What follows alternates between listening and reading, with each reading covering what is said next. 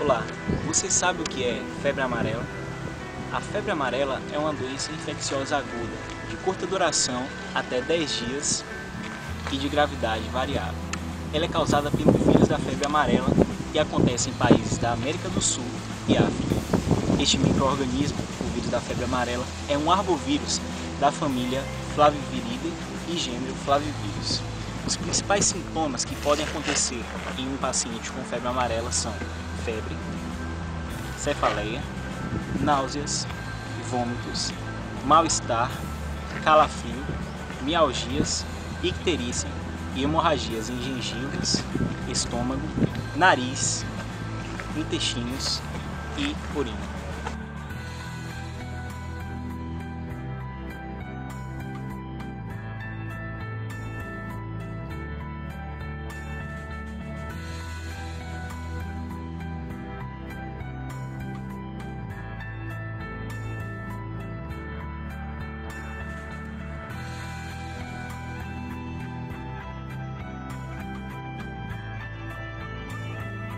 A febre amarela tem basicamente duas formas, a febre amarela urbana e a febre amarela selvagem. A febre amarela urbana não ocorre nas Américas desde 1954, tendo sido erradicada nos centros urbanos. Com a refestação dos países americanos, inclusive o Brasil, com a Aedes aegypti, existe o risco da doença se reurbanizar, tendo repercussões socioeconômicas imprevisíveis. A febre amarela tem sido em torno de 100 a 200 casos por ano na América do Sul, principalmente na bacia amazônica. No Brasil, ocorrem casos da febre amarela selvagem nas regiões norte e centro-oeste, em áreas de mata onde existe a circulação do vírus amarelo.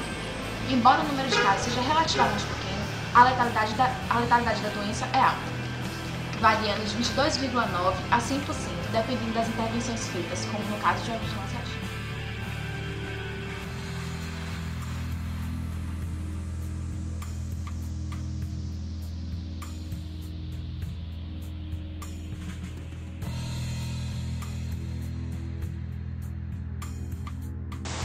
O reservatório na febre amarela urbana é o próprio homem, enquanto isso, na febre amarela selvagem são os macacos, de forma que nesta afecção o homem é um hospedeiro acidental. Na febre amarela urbana, a transmissão se faz através do Aedes aegypti. Já na febre amarela selvagem, pela picada de mosquitos silvestres do gênero Hemagobus e Sabetes. O período de incubação é de 3 a 6 dias após a picada do mosquito infectado. O sangue dos doentes é infectante 24 a 48 horas antes do aparecimento dos sintomas, até 3 a 5 dias após. O período de incubação com a Aedes aegypti, que se mantém infectado por toda a vida, é de 9 a 12 dias.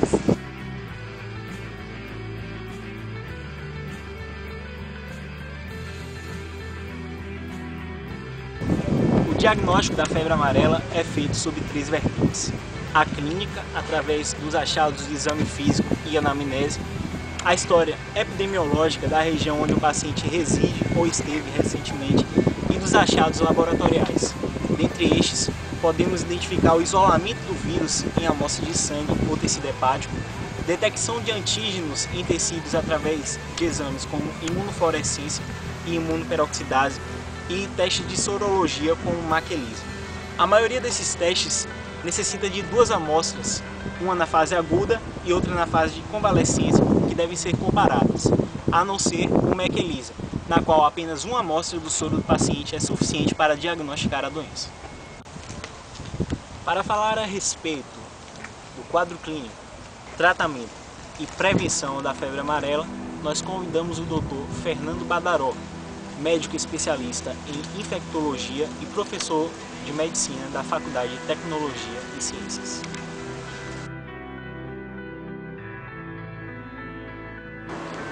A febre amarela é uma grave doença que se manifesta inicialmente por febre alta, cefaleia intensa, mialgia, levando a um quadro de oligúria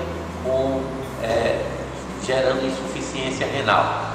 O envolvimento hepático é marcante, o paciente faz um quadro de hepatite grave, seguido acompanhado de icterícia, e o paciente apresenta também outros sintomas, como vômitos intensos, pode acontecer diarreias, hematêmese e levando a um quadro de choque.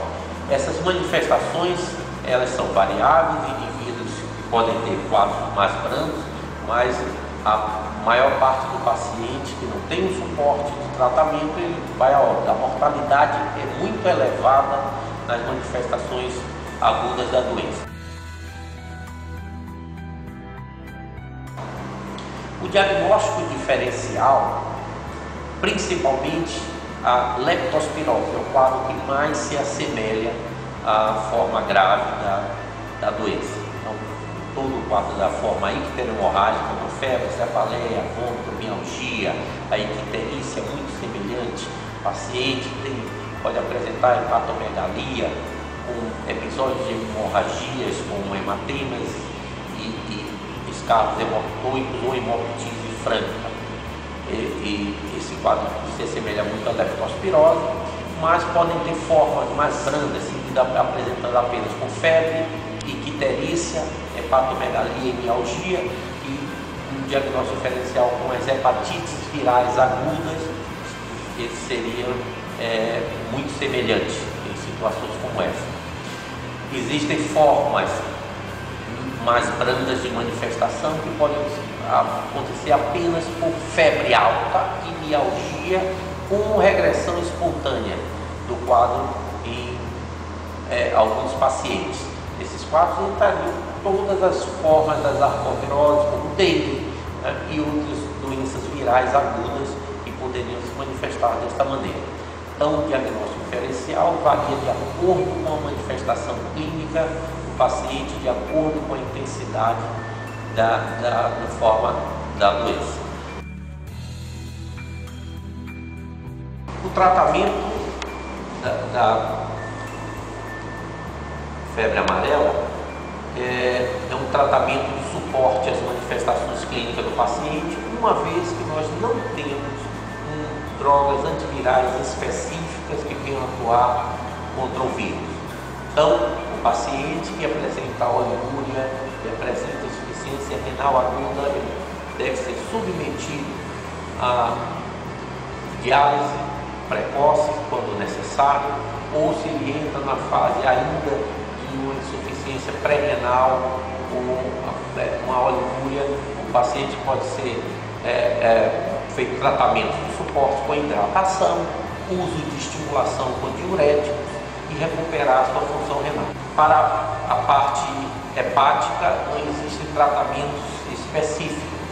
Então, o tratamento de suporte em caso de insuficiência hepática aguda, as medidas protetoras para a insuficiência hepática aguda para o fígado, eles são adotados, mas nesse caso a mortalidade é elevada independente das medidas adotadas.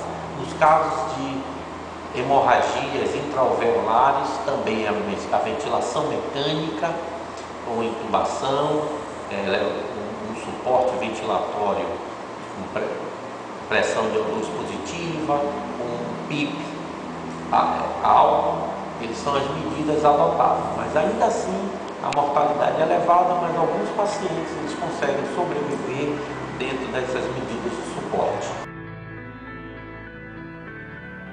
O combate aos vetores, um grande risco da febre amarela no Brasil seria a urbanização da doença, devido à disseminação do Aedes aegypti, que pode ser um transmissor da doença em caso de urbanização. Então, o combate ao mosquito, as medidas de combate ao mosquito já conhecidas devem ser adotadas.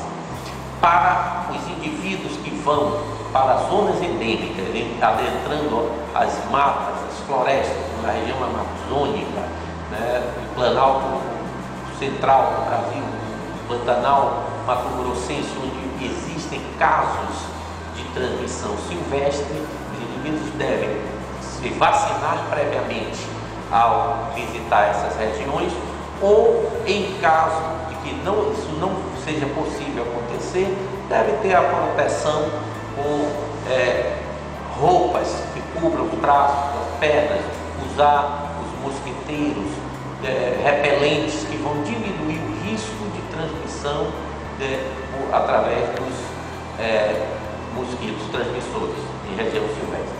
Mas o ideal é a vacinação da população quando for se expor, ou uma vacinação em massa em casos de riscos de urbanização da doença.